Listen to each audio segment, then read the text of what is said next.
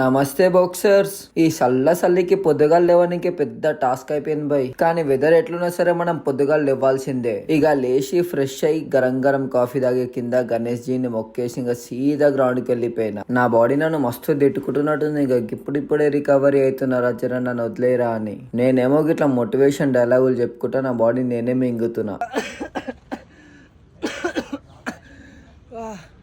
Never give up buddy, give your best and achieve something.